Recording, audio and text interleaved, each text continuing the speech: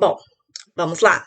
Como eu havia falado para vocês, o nosso assunto agora é sobre a IA responsável. Então, a IA responsável é um fator assim que não tem como começarmos a desenvolver algo sem pensar em questões éticas, né? Dentro da inteligência artificial, nós chamamos isso de IA responsável. Então, nós somos responsáveis como desenvolvedores por criar sistemas confiáveis, sistemas que não gerem o preconceito humano, porque a partir do momento que nós trabalhamos com dados, tá? A inteligência artificial ela trabalha especificamente com dados.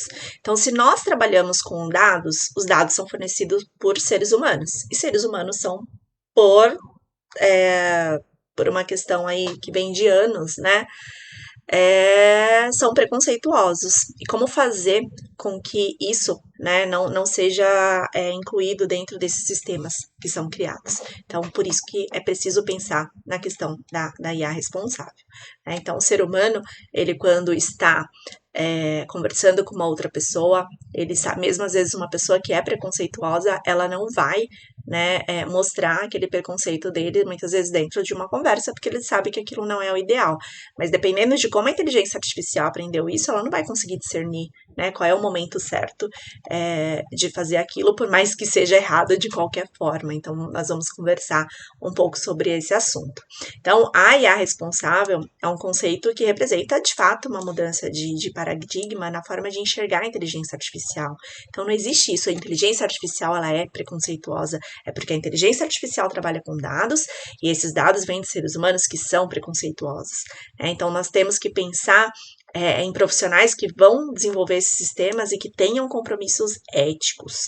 Então, as pessoas que vão desenvolver a IA não é só desenvolver um sistema, ele tem que fazer uma exploração daquela base de dados para fazer com que ela traga dados confiáveis e dados éticos, né, serviços éticos para nós, os seres humanos. Então, o objetivo aqui da IA responsável, né, é não impactar as pessoas, não fazer com que elas seja racista, né, no caso. Então, nós precisamos entender aí benefícios, né, e malefícios dentro dessa área para tentar ir adiante dentro de uma área que é tão importante, mas ainda assim tem pontos que nós precisamos prestar muito atenção nisso. Então, como que funciona a IA responsável? Então, a IA responsável, ela preza pela segurança, confiança, imparcialidade nos resultados, garantindo modelos mais éticos, né, eficientes e explicáveis. Então, nós precisamos gerar algo que nós conseguimos fazer manutenção, que se deu errado, nós vamos conseguir fazer uma manutenção dele. Então, ele preza pela transparência, inclusão, sustentabilidade e pela segurança, tá? Então, esse aí é o objetivo, no caso, da IA responsável. Então, a IA responsável, ela preza pela transparência, então, falando aqui sobre transparência, a questão da clareza, né? Então, como funciona uma IA, ela deve ser estendida a todos os que precisam dessa informação, né? Que são os impactados. Então, ok, eu estou fazendo um sistema de correção de redações. Então, como eu preciso deixar mais transparente esse possível, então, como que foi feito esse sistema, né, para corrigir redações e ele está gerando notas do Enem? Ele foi feito com base no quê? Bom, eu usei base de dados, de cursinhos, de escolas públicas, de sistemas online, então isso tem que ficar claro para o usuário como que foi, né, que dados são esses que geraram essas informações. Então, é sempre bom deixar claro, né, como que foi feito esse sistema. Então, o ideal é a gente conseguir sempre explicar como que ele opera, mas como que ele chegou nesse resultado. Então, é importante a questão da transparência, principalmente dos dados, não é à toa que aí temos diversas leis, né, que falam principalmente da questão dos dados, né, então, como que eles são utilizados. A IA ela também precisa ser inclusiva, né? Então os modelos de IA eles precisam ser inclusivos, né? Desde a concepção, treinamento de dados, eles devem ser dados, esses dados eles têm que refletir a diversidade. Então, no final desse slide eu vou mostrar para vocês diferentes modelos de inteligência artificial que foram lançados no mercado, que deixaram de lado a questão do inclusivo, né? Por exemplo, com pessoas negras, com mulheres. Então, será que uma empresa ela está contratando no mesmo nível mulheres negras e mulheres brancas ou mulheres e homens.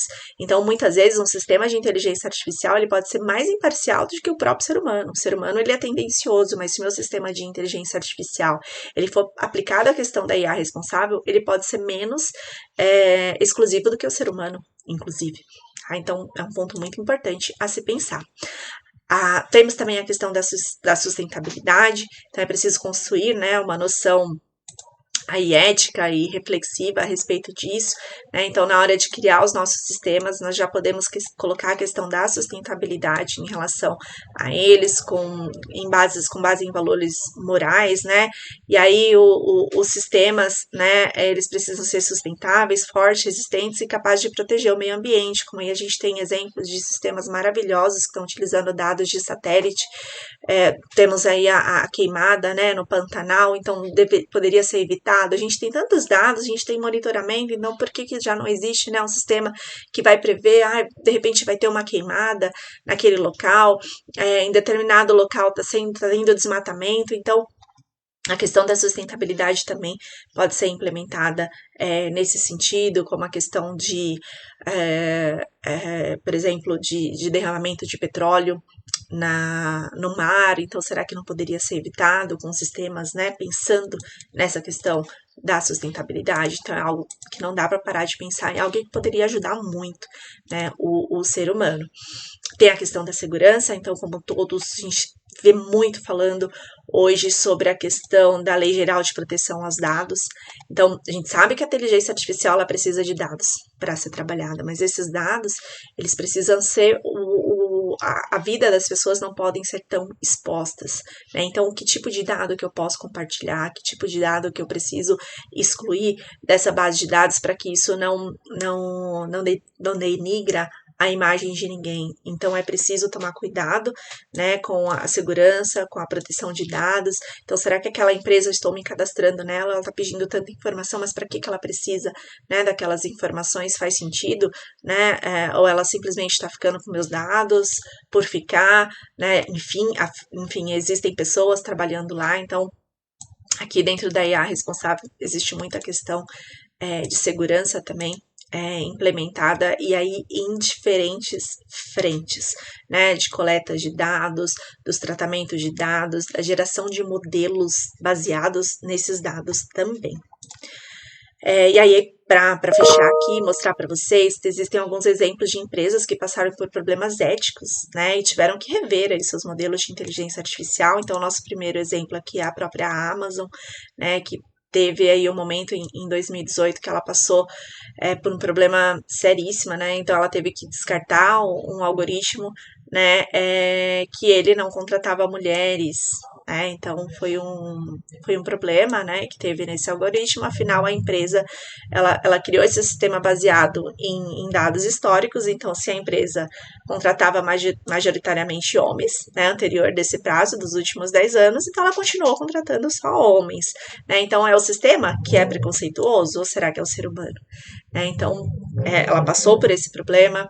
O Facebook também, né, fez um sistema de divisão computacional que fazia rótulos, né, e aí acabou chamando, né, homens negros, né, de primata, aí em algumas redes sociais, assim como aconteceu com o robô da Microsoft, né, que também começou a trazer ofensas racistas, né, na rede social, mas isso baseado também em comentários anteriores que possivelmente eram racistas, e a inteligência artificial só aprendeu com isso. Então, será que esse profissional que lidou com esses dados, ele teve a preocupação de fazer uma exploração desses dados, extrair o que não era adequado? É isso que precisa ser feito dentro dessa área. Não é que eu não tenha que usar a inteligência artificial, eu tenho que saber como utilizar e eu tenho que evitar, né, que esse tipo de coisa aconteça, e como vocês estão vendo, acontecendo com empresas grandes, né, então nós temos que trabalhar para que isso não aconteça. E aí eu vou passar um vídeo bem rápido para vocês, que fala um pouquinho sobre essa questão, né, da IA responsável e da ética, muito interessante, bem rapidinho.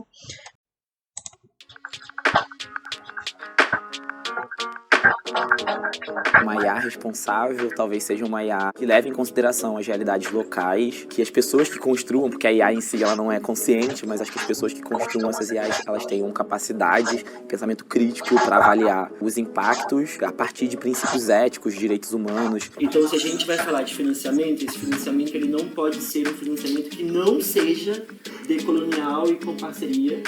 E isso se aplica também para a educação e para a troca de cultura. É importante entender o aspecto central de valores humanos, de proteção dos direitos humanos e para quem essa tecnologia serve em última instância. O sul global, principalmente, sempre está num local de consumidor dessas tecnologias e sempre só alimentando as bases de dados para que pessoas do norte global desenvolvam algoritmos ou todas as tecnologias de inteligência artificial. Então a gente começando a entender esse processo de colonização que não parou é o primeiro passo. Toda a nossa falta de recursos, de profissionais, de formação, ela é um projeto. Entendendo isso, a gente pode então ver onde a gente pode começar a operar.